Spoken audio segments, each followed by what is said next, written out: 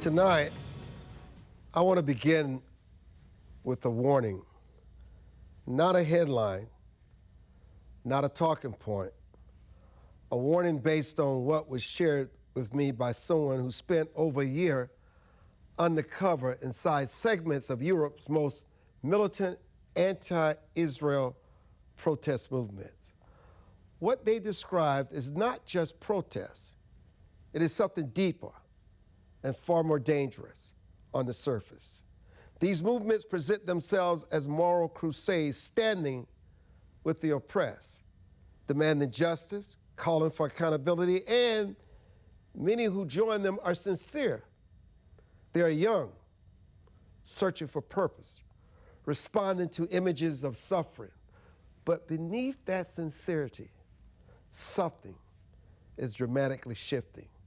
What is emerging is an ideological convergence, different groups, different causes, all united not simply around what they believe in, but around what they oppose: the West, democratic institutions, and increasingly anything associated with Israel or those perceived to support it. And when a movement is built primarily on opposition, something happens. Moral lines begin to blur. Violence is reframed as resistance. Atrocities are minimized if they don't fit the narrative. Victims are no longer just victims. They're categorized, judged, and in some cases, simply dismissed. That is not justice. That is distortion. What disturbed me most and what I heard was this: the pressure to conform, the fear of being labeled, of being cast out, of being attacked, not physically, but socially and professionally. So people, you know what they do? They stay quiet. And in that silence, the most extreme voices begin to define the movement. Then comes the moment when protest crosses a line, when anger is no longer redirected or directed at institutions or policy, but at ordinary people, families, children, innocent lives caught in something they did not create. And when a movement justifies that, it has lost its moral compass. Let me be clear, there's nothing wrong with advocating for Palestinian civilians. Compassion is absolutely necessary. Accountability is necessary, but no cause, none, justifies abandoning our basic standards of humanity. Because once we start excusing what we would otherwise condemn, we're no longer defending justice, we're surrendering it. And history has shown us time and time again where that path leads. So tonight, with my guest Sam Faddis, the question is not whether people should protest. The question is, when does protest stop seeking justice and start becoming something far more dangerous? That is a line we must be willing to see, and more importantly, a line we must be willing to defend. Sam Faddis. Yes, sir. Thank you for having me. Look, I'm tempted to say, as I often am when you speak, Armstrong, amen. I mean, absolutely. Look, no rational person should be saying Palestinians shouldn't have rights or denying people the right to peacefully organize and push their points of view, but we have a lot of folks associated with what I will call radical Islam in this country. That is not at all what their agenda is. They're not seeking dialogue. They're not seeking coexistence. Their agenda ultimately is subjugation, domination, or elimination. And we, for some reason or another, have a really hard time just saying that. And as somebody who worked against these guys for many, many years, you know, out on the street, face to face with this, it is absolutely real. It is brutal. It is nasty. It is ugly, and we absolutely 100% should call it out and just say that and not dance around the issue. So let me ask you this: are dissenting voices with the movement tolerated are silenced now? There's no such thing as dissent. There's no such tolerance, no such concept. I mean, you're not talking about folks who believe, the founding principle of the country, our country, imperfect as it is this idea that we all get to express ourselves, and sometimes, kind of loudly, and at the end, truth will prevail and the best ideas will rise to the top. And you're talking about an ideology that doesn't, none of that applies. There is only, you accept and you submit, or you go away. That's the way that mindset works. So what happens when disagreement is no longer debate in these places from Europe and around the world and here in the United States, and it becomes betrayal? Yeah, well, I mean, look, again, we're not talking about debate, and we're talking about, radical Islam, jihadism. What we're talking about, there is no debate, there is no discussion, there's nothing to debate or discuss, right? It's just there is one way. Now you can get on board with it, or you can suffer the consequences. So, which I think is, we really get down to it from a sort of a philosophical standpoint. This is about as incompatible with the American way of government, way of life, way of thinking as you can get. I mean, again, we have been imperfect in realizing, fulfilling this promise. But the point is, you're supposed to be able to, the way I always define the American ideal is it's the right to be let alone. I'm going to live my life, me, my wife, we're going to do our own thing. We're going to do what we want, believe what we want, within very broad boundaries, as long as it doesn't start really negatively impacting my neighbor.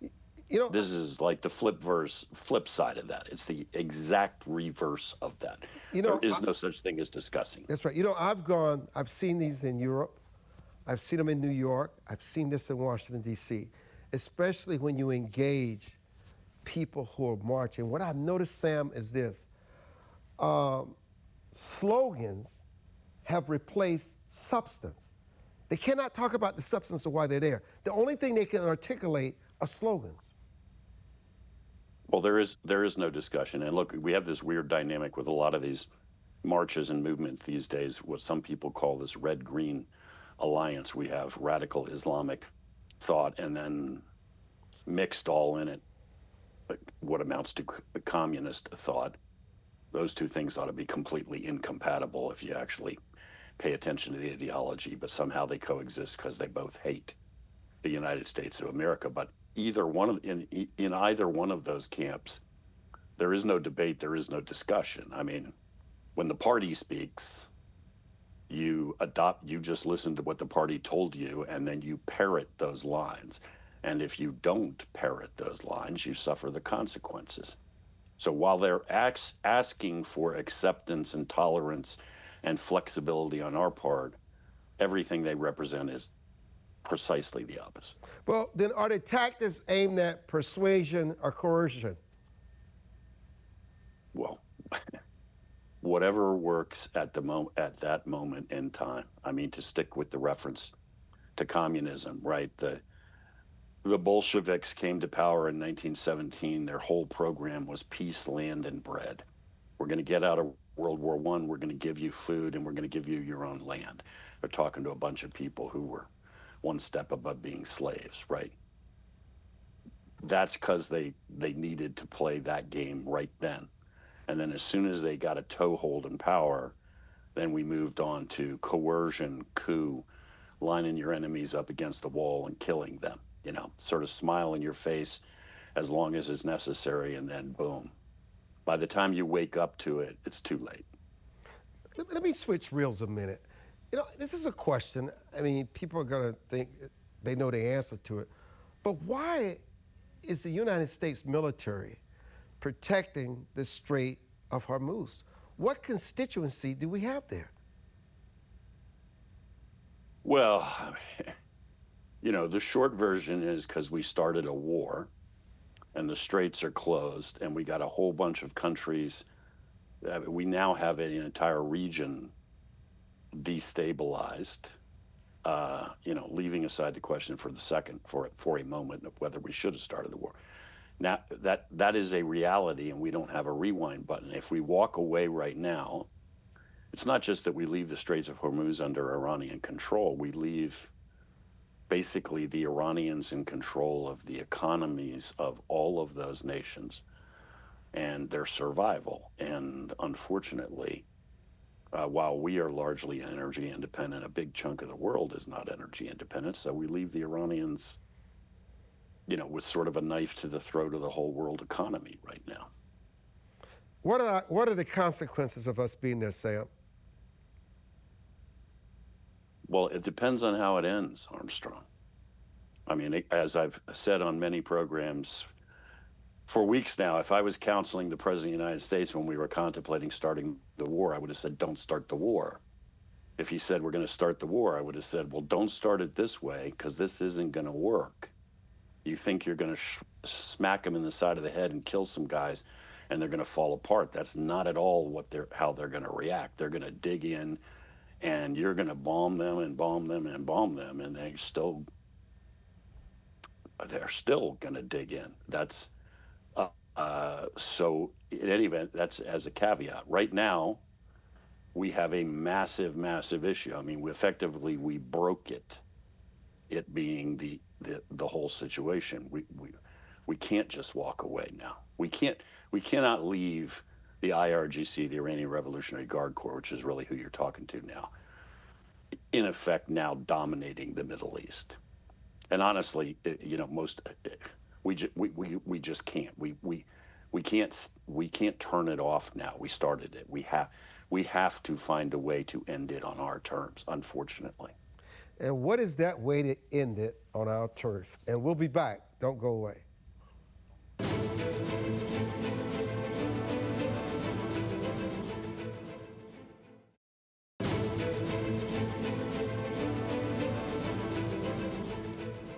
You know, Sam, between diplomacy and escalation, Vice President J.D. Vance is projecting strength, discipline, and firm red lines with Iran. You know, he was there. I don't know why the White House sent him there. They already knew they were not negotiating a ceasefire. They were repositioning. But here's the reality. No deal. Fragile ceasefire. Iran still holds leverage through the Strait of Hormuz. And our pressure is rising in diplomacy alongside escalation. This isn't resolution, though. It's really tension. And remember, Vance was once skeptical of these foreign entanglements and now finds himself at the center of one balancing negotiation with the threat of force. I know you heard his conversation today. They thought they were close, they could do something, but that's just a fog of war. What's said, control, what's real, uncertainty. And in that gap, Sam, that's where miscalculation happens. There was never anything that the vice president could have accomplished being in Pakistan. Right. Yeah, I agree. I mean, look, I wouldn't have gone. I wouldn't have said go. I wouldn't have gone to Islamabad. I mean, look, you know, we're at this juncture where maybe we just, you know, speak some truth and lay out some facts.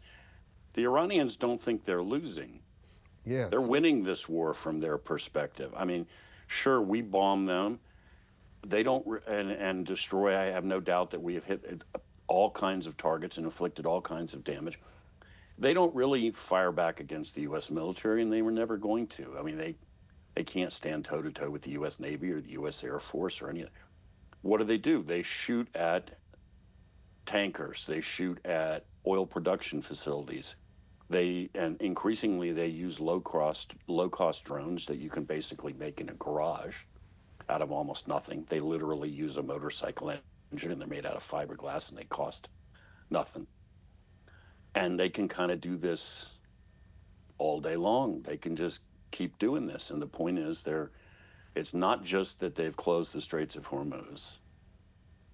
They're also threatening, and they've launched enough attacks to show this is a real threat.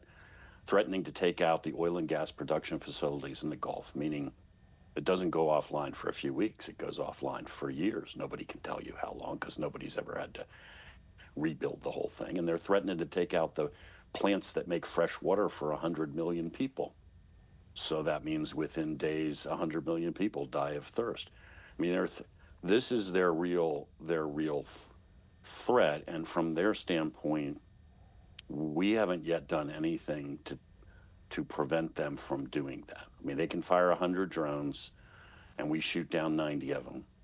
If 10 of those drones make it through to a big refinery, that's enough.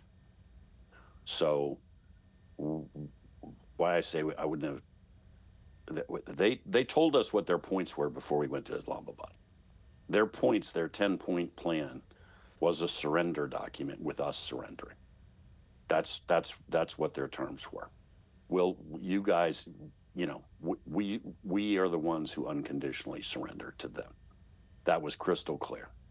And they made good on that when we went to Islamabad. We shouldn't have been there. I'm glad that the vice president didn't even think about accepting those terms. But the point is, that's how far we are from them being willing to do what we want them to do. We're not close at this point. So are you saying to us that what Iran is doing now is deliberate and has nothing to do with the loss of control? And if it's deliberate, do they have a larger plan that this administration has blinders to? Is this something, are you saying that they really want and sort of have been waiting for to feel some kind of prophecy? Well, absolutely. I mean, we were talking about people who are 12ers in their particular sect of Islam, in their particular sect, that this is the end of times in a biblical sense for those people that are Christian. Armageddon is nigh. When Armageddon comes, they win. The Mahdi, who is their 100-year-old imam in waiting, will return. He's the Islamic Superman. They win, we lose. That is all foretold. That's not debatable. It's all going to happen. And on top of that, they believe it's their job to bring on the apocalypse. So these are the kinds of things that when you're getting ready to smack these guys around and somebody starts telling you, yeah, and they'll probably surrender in 3 days, somebody in the room ought to be raising his hand and saying, really? Because do you know anything about how these guys are wired? I mean, it doesn't mean you can't beat them, but if you think they're going to quit in a few days just because you bombed them and killed their leaders, then you haven't been paying attention to anything that they've said. So again, I'm not saying they are unbeatable or they win, we lose. I'm just saying they're not anywhere close right now to saying we lost this war. They came to Islamabad to dictate terms to us. Let's talk about the elephant in the room, Israel. You know, there's this narrative now that Israel is sabotaging any effort for this administration to find some resolution to bring some kind of closure to this. I mean, Israel's agenda certainly is not the United States agenda. How big of a threat does Iran remain to Israel, and how long before the United States realizes that it's really in quicksand? And this is something that the culture of Israel, they've been fighting since their existence. And the only thing that they understand, what they want to do with Iran, is decapitate. They just want to just completely destroy them. And if Israel has not been willing to had the ability to destroy Iran with their military might, what makes you think, and what made Netanyahu believe the United States joining forces would make any difference? And then what is the difference? What have they gained? A couple of observations off the top of my head. First of all, it seems pretty clear that the Israelis, I don't know that it was all them, but the Israelis certainly pushed this idea that the regime is going to fall down and all you got to do is smack them around and decapitate them and they'll quit. The first question is, did the Israelis ever believe that? Or did the Israelis tell us that because that was their judgment of how they would convince the administration to get into this fight? Like if you, the methodology for convincing us to do this was dependent upon making it seem like it would be easy and painless. So maybe the Israelis really believed that, and maybe the Israelis just told us that because that's what it took to close the deal. The second thing that comes to mind is, and I've said this many times too, our objectives, ours and the Israelis, are not necessarily the same at all. I mean, if you listen to President Trump talk about this war from the very beginning, it always sounded like there was going to be a happy ending in the sense of the Iranian people would be free. You know, it's springtime in Tehran, it's peace, love, brotherhood, all of this. The imams, the ayatollahs go away. And I think genuinely that's what the president thought. And I don't mean to sound like I'm being silly about it. I mean, he wanted this to end in a way which was good for the Iranian people. I don't think the Israelis care. They don't care whether it's about this whole thing about a liberal, democratic, free Iran. All they want to do is cause as much damage as possible, and so Iran can't threaten them. So if Iran, instead of ending up as a peaceful, thriving, liberal, democratic nation, ends up torn apart by civil war, famine, plague, and everything else, as long as that means the Iranians can't threaten Israel, that is a happy ending to the Israelis. And I think it's another one of those things that, you know, we ought to have thought real hard about going into this. I mean, we're going into this together, but are we really trying to achieve the same thing? So now we want the Israelis to jump on board with us to resolve this, but the Israelis are busy just thinking, well, right now it's open season on Hezbollah, and we're just going to kill as many of them as we can and keep doing it. That's where they are right now. How is, first off, how vulnerable are the Gulf states now, and what moves are the Chinese and the Russians making?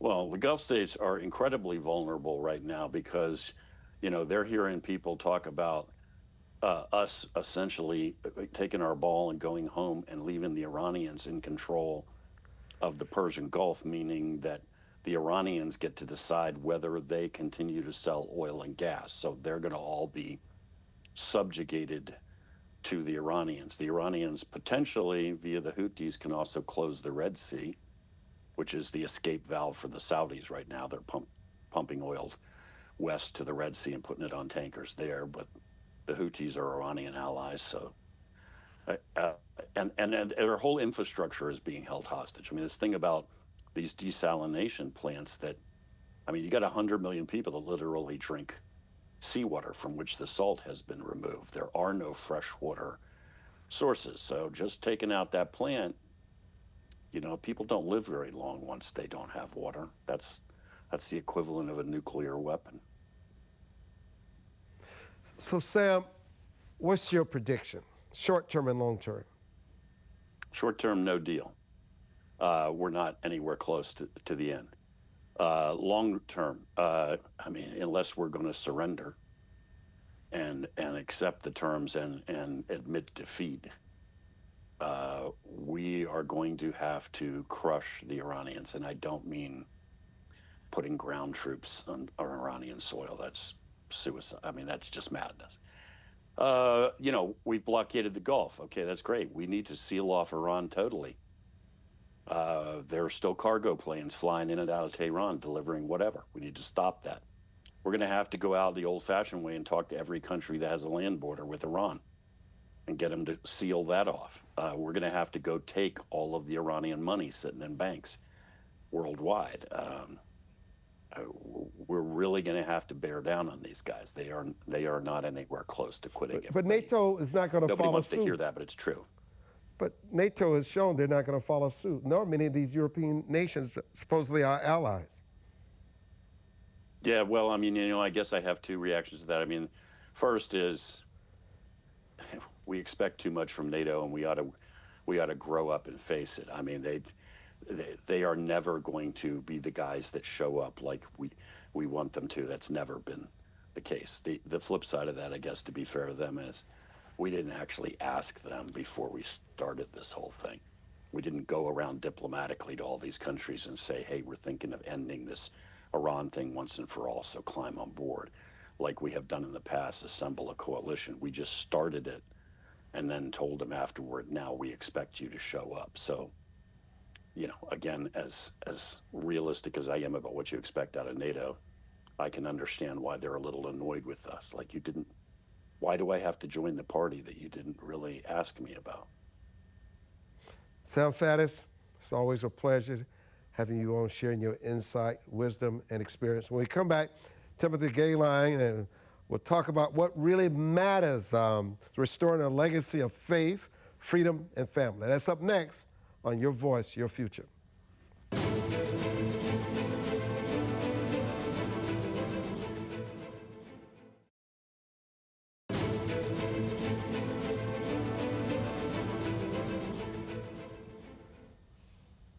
Timohy, welcome back. Thank you. To the show.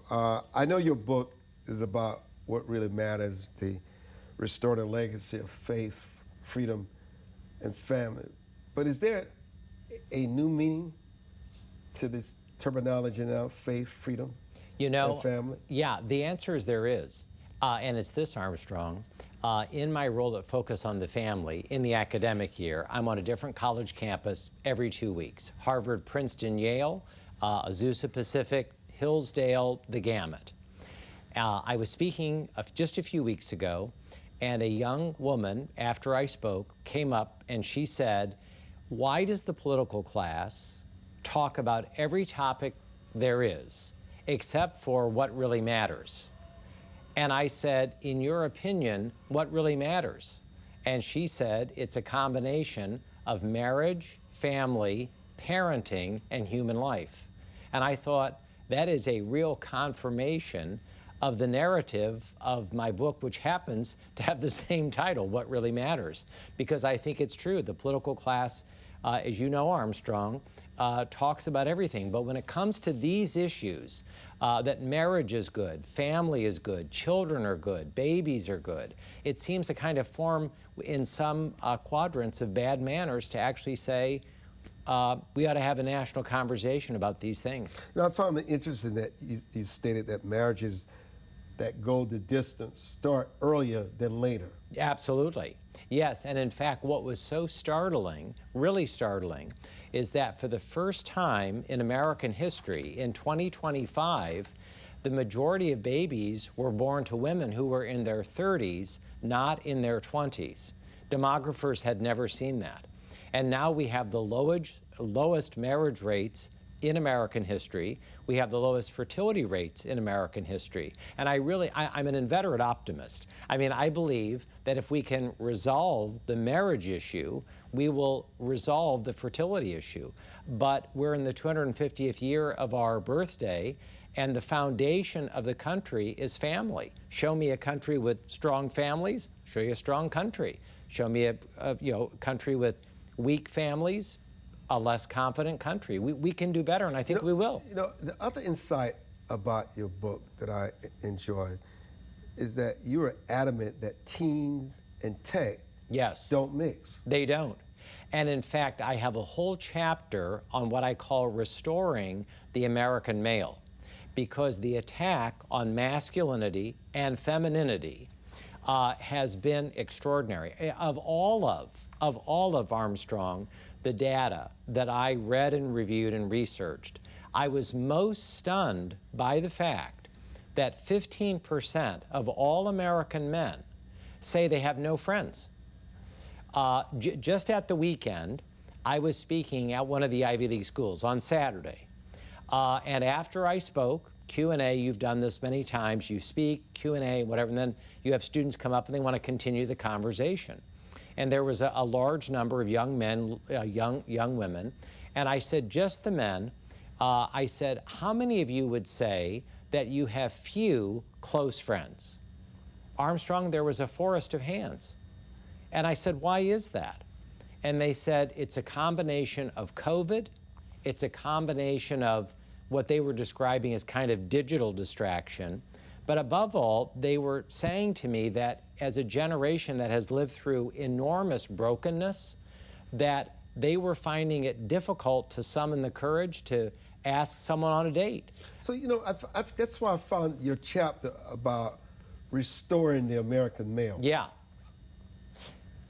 I mean, I'll tell you, the reason that this particular chapter, I think, is getting so much attention is because the rising generation of young men and the rising generation of young women, when they are asked aspirationally, do you want to be married? Do you want to have children? They all, I mean, in big numbers, they say yes. But only American men are the ones who are actually measurably going back to church, actively seeking faith and religion in substantial numbers. They are the ones who actively say, it's not just someday, I want to be married now. I want to have children. The problem, Armstrong, is that we have a large percentage of what I say are unmarriageable men, which is to say they're not working, they're not looking for a job, they're not in school, and they don't have plans for school. We have a nation of 4 million young people who are routinely absent from school. You know, that's scary. The other thing I want to get to, because I want to get through a lot with your book before Jan joins us. Great. In the MAHA segment. You talked about, and I know this is true, it's whether it's families, whether it's law enforcement, whether it's university, the settings where you learn, whether it's corporations, an ordered society is so important. Absolutely. Talk about that. Yeah, it's a big part of the book, and as you know, I devote a chapter to this idea of what constitutes the life worth living. And I thought to myself, I'm not going to do a chapter on talking points and rhetoric. I went into the best social science to ask Americans, what is it that at a particular age where you can say, you know what, that is the thing, or those are the people that make life most content and joyful. It's not even close. It has very little to do with material prosperity. It's not that material prosperity is unimportant, but overwhelmingly, the best empirical data says that if you want to have a contented, joyful life, it has to do with marriage, it has to do with children, it has to do with interconnected friendships and relationships, and above all, it has to do with a serious faith commitment. And taking one step sideways about your question regarding young American men, they are hungry for fellowship, friendship, connectedness. So you spoke about loneliness. Yes. And disconnection. It's huge in America. You know, the Bible tells us that our souls are restless, O Lord, until it rests in thee. Amen. So my question to you is this a spiritual illness? Absolutely. Our friend Breitbart famously said that politics is downstream from culture. I think he was right. But culture and politics, I think, Armstrong, are downstream from things of the spirit, which is to say the foundation of this great and extraordinary country is the Judaic Christian tradition. That is undeniable. It's been imperfect, but every country is imperfect. But this country has earned our esteem and our gratitude. And what is it about this great country, ultimately, that makes it great? Yes, it's the Constitution. Yes, it's the Declaration of Independence. But when you ask Americans this question, overwhelmingly, they tell people it has to do with the natural nuclear family. It has to do with marriage. It has to do with babies and children. It has to do with 2 or 3 generations of their family. It has to do with their neighbors, the people they go to church with. It seems in one sense to be so obvious, but on the other hand, it's not. Well, social media and the media, those institutions don't help this. No. One of the things that you talked about, I just wanted to get into the conversation, is restoration. Absolutely. I am, as I said earlier, I'm an illimitable optimist. And I believe that we are actually in the early chapter of American renewal and restoration and regeneration. What makes you believe that? I was doing a debate with our friends at Real Clear Politics of all days, the morning of Good Friday. And one of my interlocutors said to me, "Why are you so optimistic?" I said, "It's not confetti to the wind optimism." I said, "We're coming up to Easter." I said, "I predict that whether you live in an urban blue area or whether you live in a ruby red ex-urban rural area, the churches are going to be packed this Sunday, more than they have been other years, because we know from data and surveys, especially among young Americans, they are converting and they are going back to church. And they're going back to church in large numbers. Why is it so important to restore our history? Because, as I say in What Really Matters, and I do another chapter on that, we are living, as you know, Armstrong, in a time of historic and cultural illiteracy. It is absolutely enormous. And I think, and I feel quite confident of this, that our founding fathers and mothers, and all the way up to yesterday, people of standing, and you're one of them, have said, if you want liberty and freedom over time in a constitutional republic, you've got to have moral excellence. Moral clarity. That's correct, exactly. Yes, in the leaders, but also in the citizens. So we have to go tell a new generation this remarkable story of the United States of America, because for many of them, they've never heard the story. They've never been taught this. And this is why I think it's great news. We have record numbers of homeschoolers, record numbers of school choice, record numbers of students in charter schools. It's not perfect, but it's working. In the minute that I have left with please. Tim, if someone feels they can't relate to what you're saying, their life is on track, they feel empty, what is necessary for them to get back to the reality of what matters in life? I am so honored by this question, because I believe, as firmly as we are sitting here having this conversation, that every person matters. Every person has dignity, not because of what they do, but simply because they exist. We are made in the image of God. And I think that one of the unifying things in a time of polarization is for people on both sides of the political aisle to come to a basic understanding that we have to look again at the miracle of human life, not just the innocent preborn, but also people who are struggling and hurting. God loves them, and we have a duty and an obligation to love them just as much. Now, how can someone get a copy of this book? Any place that people love to get books, Amazon, Target, Barnes & Noble, whatever. What Really Matters is widely available. It's just published, it's just out, and I hope that every person and their 15,000 best friends get a copy and enjoy it. Thank you for coming to our broadcast house to share pleasure. this story, and I encourage people to go out and buy What Really Matters, because we've got to get back to faith and restoration. Tim Goeglein, thank you so much for joining us. Jan's coming up next, and we're going to make America healthy again. We'll be right back after this short commercial break.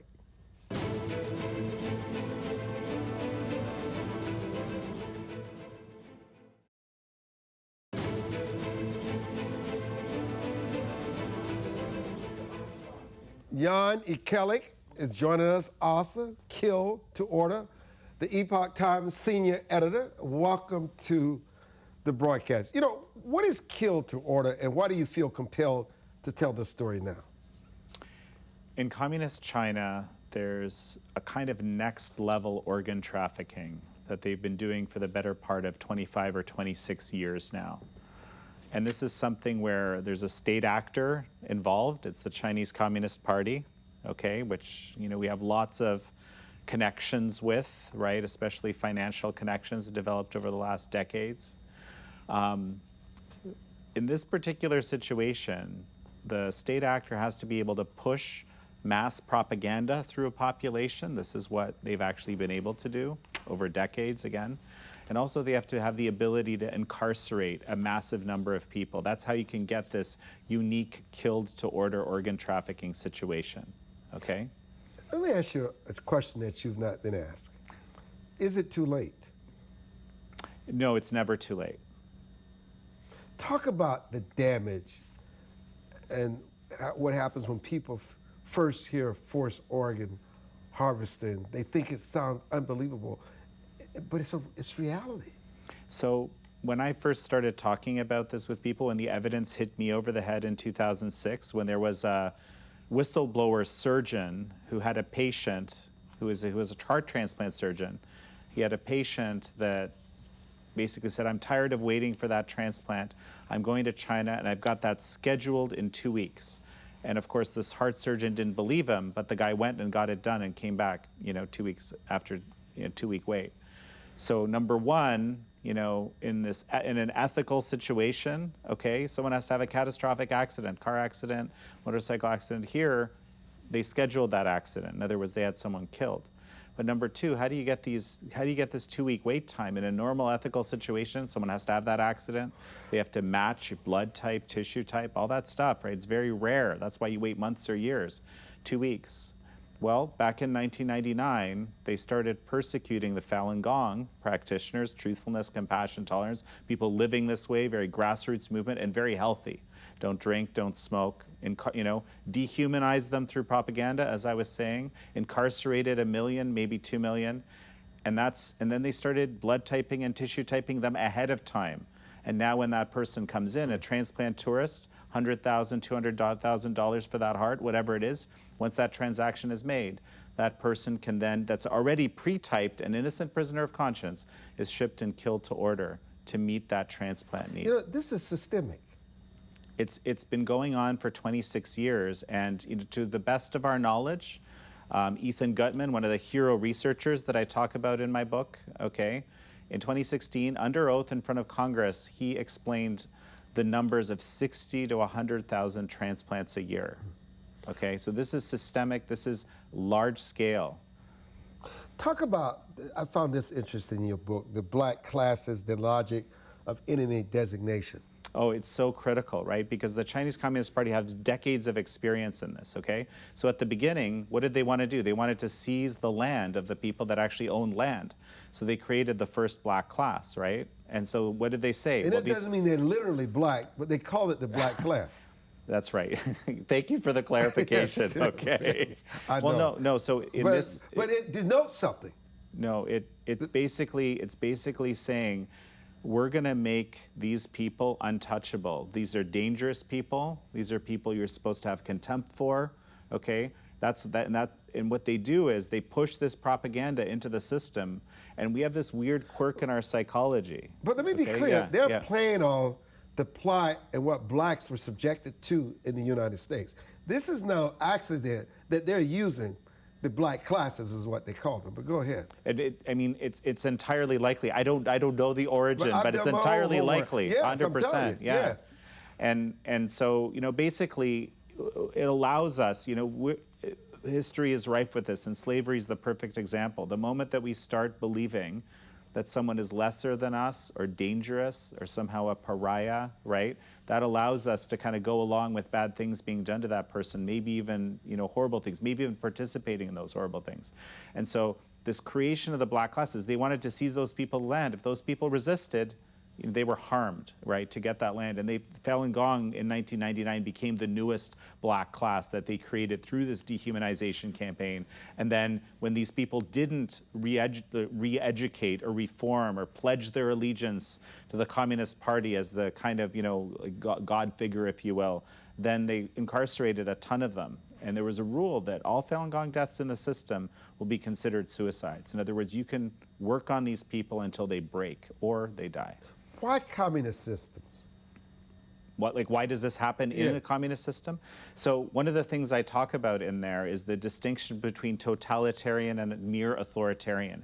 And it's a huge difference, okay? So, you know, we're talking, it's to the 250th anniversary, okay? If you remember Democracy in America de Tocqueville, okay? The thing that he saw very presciently about America that was amazing and he expected would make America great was the ability to self-organize around faith, around other issues, just a problem you need to fix, right? Civil society. Totalitarian regimes, this is the way that they prevent any change from happening. They destroy all civil society. That's why they're so against religion. You hit the nail on the head. One of the things you need to explain to our audience is how the CCP perceives America. You did such an eloquent job in explaining that. Well, I mean, first of all, it's really important to understand, right, that per the People's Daily, the mouthpiece of the Chinese Communist Party, China is waging a people's war on America. They view America as an enemy. They view America as the nation that they need to subvert ultimately to have dominance in the world. And so of course, that's not what they told the people that they're doing business with, right? There's a whole kind of, and in a way, they view people in America with a bit of contempt because they've taken advantage of our kind of gullibility, but also our greed, right? But the term barbarian is used. Yeah, but you got to also talk about how we view the CCP, because you also discuss that in your book, which is very ironic. A huge problem is that we've misunderstood it, and a big part of the book, you know, some of it's about this organ industry, but a big part of it is using the organ industry as a lens into the communist mind, the Chinese Communist Party mind, right? Because we haven't understood this totalitarian nature, this sort of view of everything as being an instrument. I call it instrumentalization, right? Everything's just a tool, whether it's a human body to be used for profit and for, you know, getting rid of people, it's a business, or our gullibility, as I mentioned, or greed, right? Our goodwill, you can use that. Or we talk about Iran, you know, you've been talking about Iran a lot on your show, right? Use Iran as a tool to make sure America is always focused on the Middle East and all that instability there and never looking towards communist China. Distraction. Right, a big distraction. I mean, they've had multiple uses, but that was a key one, huge one. You know, it's what is interesting in this book is that is your description of the magic weapon. Huh. Well, so you're talking about the United Front Work Department, right? And so they have, imagine like a whole department, like what we have here, right? Let's say, you know, we have the Department of War, we have the, you know, Department of Education, although maybe not for long, but anyway, imagine a whole massive department with one of the biggest budgets of all of them being exclusively committed, okay, to basically subverting and influencing both opposition or, you know, friends, both inside the country and outside. That's the whole purpose, is to kind of bring people on board with the Chinese Communist Party view of the world, bring them into the fold, whether it's help with our research or, you know, help with our politics, support our efforts. Tens of billions of dollars in budget. Last I checked was years ago, it was a $40 billion budget. Now it's probably about a $100 billion budget or something like that. Massive money for this purpose. Did you feel threatened writing this book? You know, Armstrong, every time someone asks me that, I feel a little more worried, you know, but it's but no, I do a bit, right? But this is the one thing that a lot of people don't know, is that the Chinese Communist Party views actually Chinese people or any of the 55 minorities that live in that country, right, as kind of like they own them. So it's like those people are in much bigger risk, even if they're living in America, than me, right? Which isn't under kind of in that view under the jurisdiction of the CCP. So I kind of feel like I should use that. If someone's going to write this book, it should be me, not a Chinese who would be in a much bigger risk, I think. You know, this has been a loaded show tonight with Sam Faddis, with Tim Goeglein talking about family, what matters, and then we ended with John, who's senior editor and at the Epoch Times. Man, I'm just so glad you've written this book, and I'm so glad it's a New York Times bestseller. And thank you for endorsing it, and you helped it get to that through your endorsement. Well, it sounds good.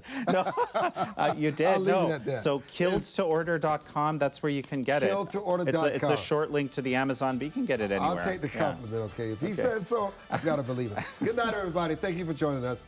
Armin Strong. That's pretty good.